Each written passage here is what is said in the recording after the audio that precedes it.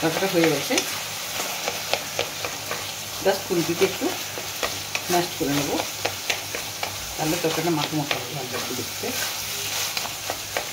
সাদা আলুর তরকারি। তো প্রথমে বলি সাদা আলুর তরকারিতে কী কী লাগবে। আমি আলু নিয়েছি, এখানে 500 গ্রাম আলু নিয়েছি। আলুগুলোকে আমি এইভাবে ডুমো ডুমো করে কেটে নিয়েছি। আচ্ছা, বানানোর জন্য নিয়েছি আমি কালো জিরে, গোটা কাঁচা লঙ্কা, আর এই ঠিক ডুমো ডুমো করে পেঁয়াজ কুচি নিয়েছি, নুন, চিনি আর ছোটো এলাচের গুঁড়ো, সাদা তেল। লুচি বা ওই তরকারি সম্পূর্ণরূপে সাদা তেলেই হবে। আর লুচির জন্য আমি নিয়েছি ময়দা, কালো জিরে, সাদা তেল আর জল। কালো জিরে,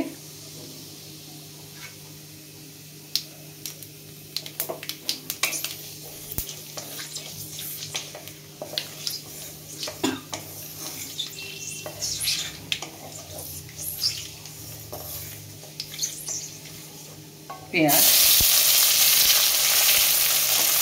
এখানে পেঁয়াজটাকে আমি লাল করে ভাজবো না,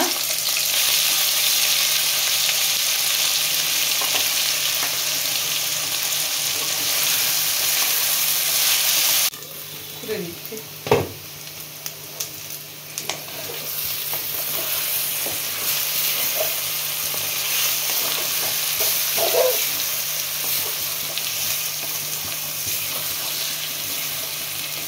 এইভাবে আলুটাকে আলু পেঁয়াজ ভেজে নিতে হবে।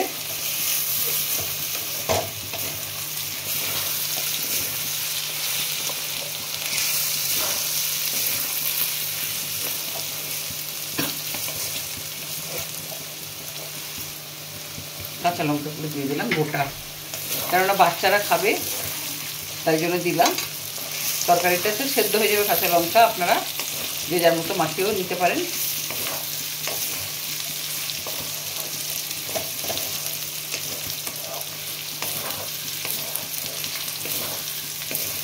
এরপরে আমি একটু চিনি দিলাম। আমি একটা জিনিস দেখাচ্ছি, দেখুন আলুটা পুরো সেদ্ধ হয়ে গেছে, পুরো সেদ্ধ হয়ে গেছে আলুটা, একবার সেদ্ধ হয়ে গেছে।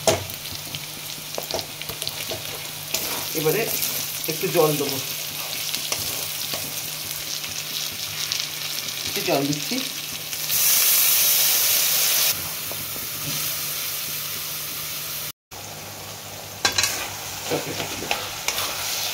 তরকারিটা হয়ে গেছে, জাস্ট খুন্তিতে একটু ম্যাশ করে নেব, তাহলে তরকারিটা মাখো মাখো ভালো লাগবে দেখতে। এবার আমি কালো ছোটো এলাচের গুঁড়োটা দিয়ে দিলাম,